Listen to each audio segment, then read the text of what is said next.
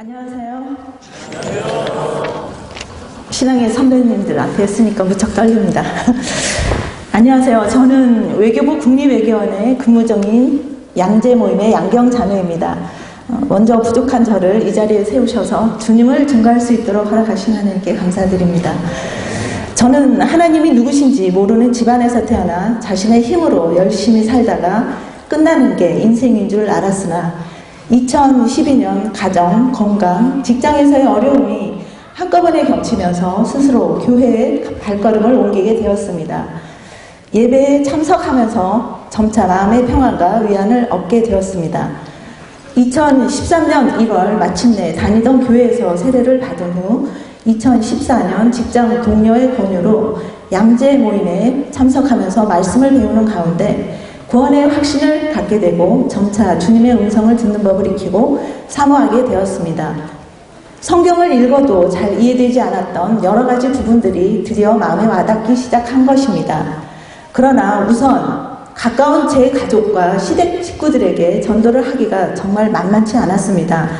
그러던 중에 BTC1 훈련과 전폭 훈련을 받으면 분명히 은혜를 체험할 수 있을 거라는 훈련자의 권유로 일단 신청은 하였으나 처음 훈련에 대한 의욕과는 달리 복음 제시문 암송이 잘 되지 않아 무척 답답하였습니다. 그러나 다시 한번 그리스도 부분을 천천히 묵상하며 한 소절 한 소절을 낭독하며 입 밖으로 시인하니 주님의 품성과 마음이 느껴지며 기도하고 찬양할 때 눈물이 났습니다. 더욱이 복음 전문을 익히면서 성경의 핵심적인 내용을 더욱 깊이 있게 이해할 수 있었고 구원받는 믿음에 대한 저의 믿음을 점검해 볼 수 있었습니다. 그리고 무엇보다 훈련 기간 중에 하나님께서 행하신 일은 너무도 많습니다.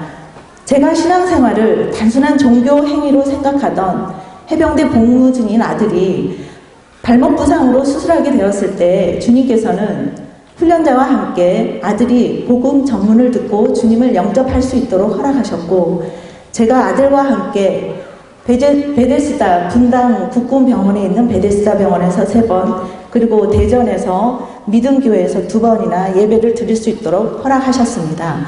아들의 입술에서 엄마 정말 하나님은 계시나 봐 라는 고백을 함과 동시에 내년에 군 복무가 끝나면 꼭 교회에 다니겠다고 약속을 하였습니다. 이어서 주님은 저의 근무지인 외교부 국립외교원 신호회에서도 훈련자의 복음 제시가 가능하도록 허락하셨습니다. 또한 인간사에 낙담하여서 조만간 절에서 한평생을 보내기로 작정하고 한 달간 절에서 생활을 하였던 저희 작은 오빠에게 복음을 전달할 수 있도록 허락하신 주님의 은혜에 또한 놀라움을 금할 수 없습니다.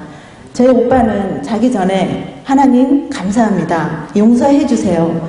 도와주세요. 예수님의 이름으로 기도합니다. 아멘 하고 잠을 청한다고 합니다.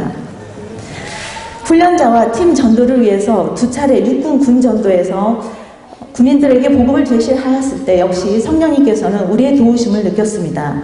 훈련자가 복음 제시를 할 때 전도 대상자들의 반응은 얼굴 표정과 눈빛에서 처음에 가졌던 편견은 오간데가 없고 고개를 끄덕이며 결심 부분에서 더욱 비장한 눈빛으로 영생의 선물을 받기 원하는 모습을 보면서 성령님의 역사는 우리를 통해 잃어버린 양을 세상 끝날까지 찾아내시고야 마실 것이라는 확신이 들었습니다.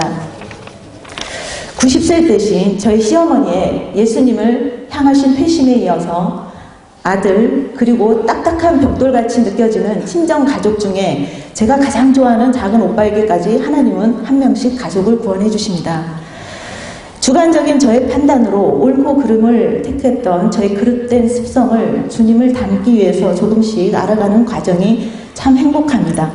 또한 아직도 하나님을 만나지 못해서 외롭고 방황하며 죽어가는 영혼들에게 우리가 받은 세상에서 가장 깊은 소식을 전하고 싶습니다. 하나님과 매 순간 동행하며 일을 하고 싶으신 분은 용기 있게 전도 복과 훈련에 꼭 참여하시기 바랍니다.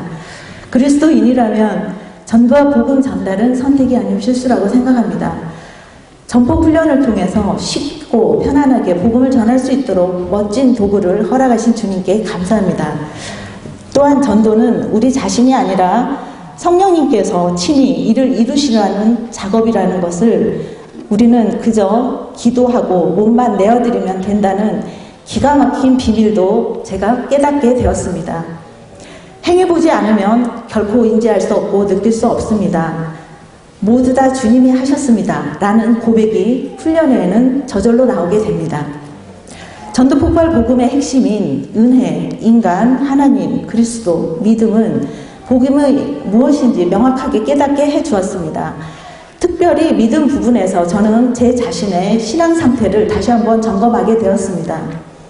제가 예수님을 믿고 있다는 사실에 자족하면서 저 하나 겨우 천국에 갈 수 있다는 안일주의에서 형식적인 신앙생활을 한 제 모습을 발견하게 되었습니다. 귀신들도 예수님이 하나님의 아들이라는 것을 지식적으로는 알고 있었지만 예수님과 아무런 관계가 없었던 것처럼 저도 지식적으로는 예수님을 알고 있었고 믿음으로 구원받은 사실을 인정하여서 스스로 구원받았다고는 생각했지만 실제 삶에서는 예수님을 신뢰하지 못했다는 사실을 확실히 깨닫게 되었습니다. 환경적으로 불안정한 사건과 사고의 연속들 속에서 갈등하고 걱정하는 제 모습을 보면서 주님의 마음을 생각하게 되었습니다. 우리를 위하여 우리의 죄값을 대신 치르시기 위하여 십자가에서 죽으시고 부활하시고 우리에게 천국 영생을 선물로 주시기 위하여 승천하신 예수 그리스도를 생각하며 주님께 부끄러움과 죄송스러움에 마음에 터질 것 같은 생각도 들었습니다. 우리를 향하신 주님의 무한하신 사랑, 즉 이 세상을 살면서 천국 영생을 누리도록 하기 위해 평안을 주시러 오신 주님의 말씀을 나누며 또한 저의 간증을 마치고자 합니다. 사도행전 16장 31절 주 예수 그리스도를 믿으라 그리하면 너와 내 집이 구원을 얻으리라. 아멘. 하지만 오늘 아침 주님께서 저에게 여기에 참석하시는 사랑하는 형제 자매님께 꼭 읽어드리고 또 마음에 새겨드리라는 말씀이 있어서 제가 전해드립니다. 시편 62편 8절 사람들이여 항상 하나님을 굳게 믿으십시오. 그분께 여러분의 마음을 다 털어놓으십시오. 왜냐하면 하나님은 우리의 피난처이시기 때문입니다. 천한 사람들도 한낱 한숨에 지나지 않으며 아무리 뛰어난 사람들도 헛될 뿐입니다. 저울에 달아보면 아무것도 아닙니다. 그들 모두 달아봐도 한낱 한숨에 지나지 않습니다. 힘이 있다고 힘을 믿지 마십시오. 훔친 물건에 대해 자랑하지도 마십시오. 재산이 늘어난다 하더라도 그것에 마음을 두지 마십시오. 하나님께서 말씀하실 때에 내가 귀담아 들었습니다. 하나님께서 또 말씀하실 때에 내가 들었습니다. 주만이 힘있는 분이십니다. 주는 사랑을 베푸는 분이십니다. 사람들이 행한 대로 주는 반드시 갚으실 것입니다. 아멘.